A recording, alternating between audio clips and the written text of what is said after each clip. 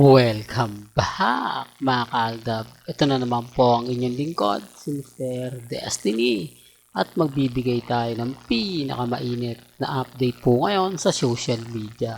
Well, pasensya na naman po kayo kung throwback video na naman po ang pinapakita ko ngayon at ipinalalabas ko. Mas makasarap pa nga pong panoorin itong mga throwback sa YouTube. Di po ba? Na kahit matagal na ang pinalalabas sa YouTube, napakasarap pa rin pong balik-balikan. Napakasarap pa rin pong panoorin ang mga videos sa YouTube. Di po ba? Kung titignan nyo na, Mr. Destiny, matagal na yan sa YouTube eh. Kumbaga, inuulit mo lang. Okay lang naman po. At least, yung mga napapanood natin sa YouTube ng mga panahon na yan, walang halong edited. Hindi po yan dinadaya.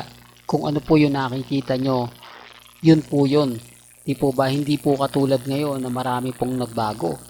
Marami na pong mga kumbaga ginagawa para lang makakuha ng simpatya, para lang mag-edit ng mga husto. Di po ba na masabi nila na magkasama nga po yung dalawa kahit hindi naman nagagawa nila maghalikan ng isang tao na hindi po magkasama.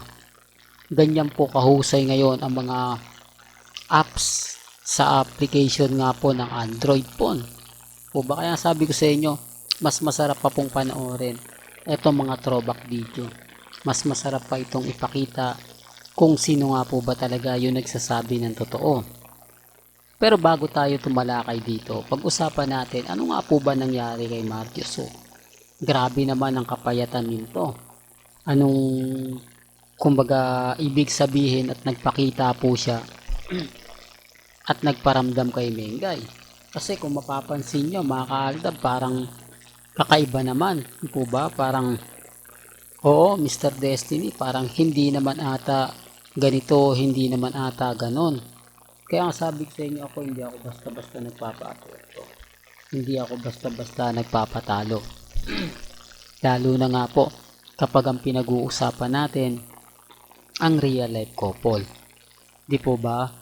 Bagamat maraming mga kwento yung sinasabi nila, nako Mr. Destiny, move on ka na, tapos na yung boxing, tanggapin mo na yung katotohanan, di po ba na ganito ganyan, etc. etc.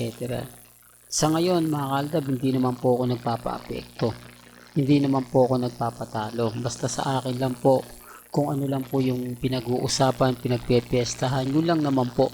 Di po ba? Siyempre magugulat ka na hindi mo inaasahan na magpapakita after so many years. Di po ba? Na hindi man lang nagparamdam si Marjoso tapos bigla siyang lalabas ngayon 2024. Oh, di po ba? Siyempre kahit pa paano, sinong hindi magugulat, sinong hindi mapapaisip na lalabas siya bigla-bigla at ganun po yung magiging senaryo niya. Wala naman pong balita na si Marjoso nagkasakit. Di po ba? Simula po kasi nang nawala ang ABS-CBN, marami na pong nagbago. Marami nang, kumbaga, yung masasabi natin na nawala na hindi natin ine-expect. Mga bali-balita na, kumbaga, biglang naglaho. Siguro mga kaaldab, kaya siguro to nangyari at kaya siguro naging tahimik na rin sina Ibyang at yung ibang Sarsuela dahil sa nangyari nga po kay Marjoso.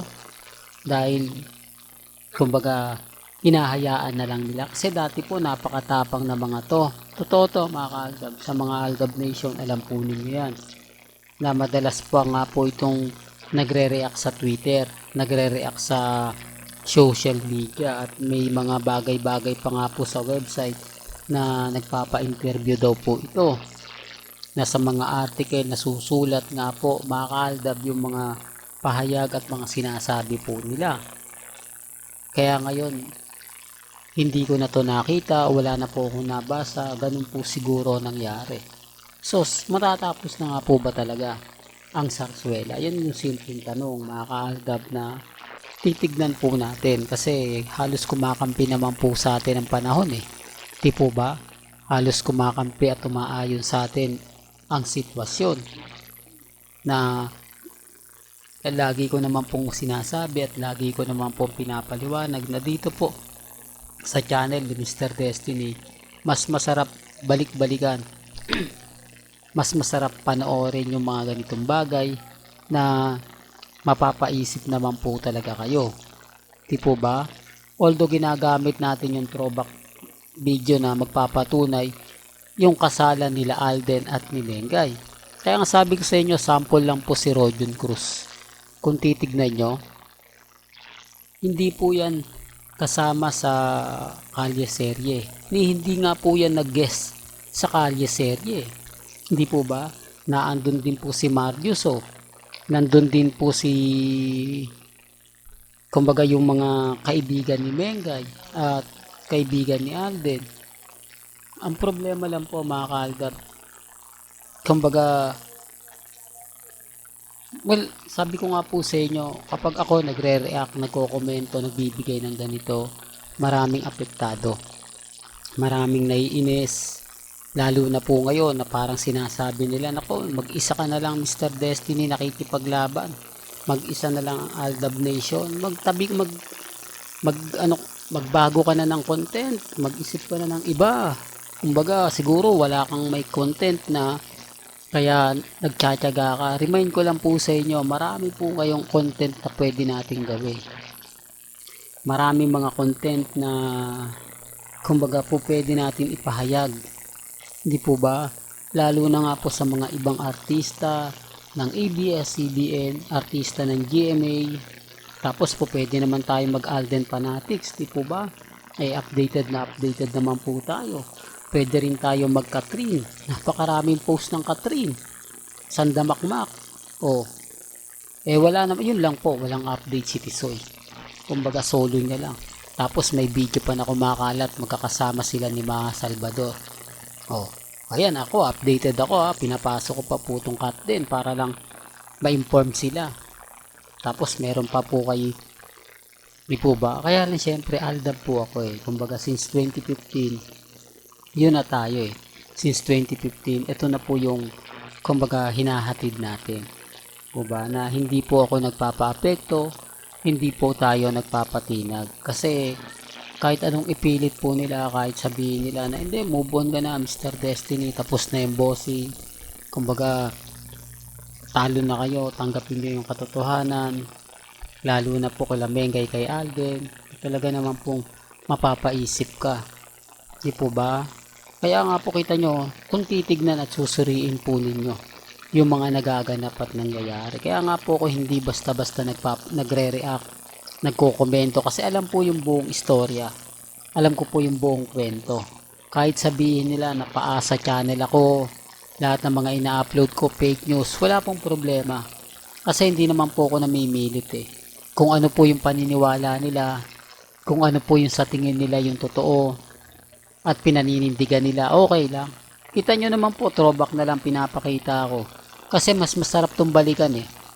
Mas maganda makita ito mga ganitong video na kung saan nga po sa YouTube nyo na lang po mapapanood. Hindi nyo na to mapapanood pa sa ibang mga website. Tanging sa YouTube lang po. Di po ba? Real talk mga kaaldab. Kaya kampante lang po kayo, maging relax. Malay nyo, di po ba? Bukas sa Makalawa, mag-iba na po yung ihip ng hangin na dating binabatikos, na dating sinasabing Mr. Paasa, Mr. Fake News. Totoo po pala lahat ng sinasabi. Totoo pala ang lahat ng pinapaliwanag niya. Bagamat maraming nagsasabi na wala na, kumbaga tigil ka na Mr. Destiny. Di po ba? Real talk mga kaaldab, kasi hindi naman po ako titigil. Kahit sabihin nyo mag-isa na lang po si Mr. Destiny na makikipaglaban para sa Aldab, gagawin pa po natin. Walang sukuan. Walang gandito na lang po ang ating latest updates. Kaya kung gusto nyo pa po ng pinaka-latest at sariwang update, abay tumutok lang po kayo dito po sa channel ni Mr. Destiny para updated po kayo sa mga latest at sa mga bagong video po na ilalabas po natin maya-maya lang. Kaya kung bago ka lang sa channel na to at isa kang true-blooded Aldab Nation na nagmamahal kina Mengay at Tisoy, tama po ang channel na pinuntahan mo. Kaya consider na po kitang bagong subscriber. At huwag mong kalimutang i-share ang mga video po natin sa mga mami, sa mga titas at sa mga senyor. Hanggang sa muli, salamat po sa panonood at pakikinig.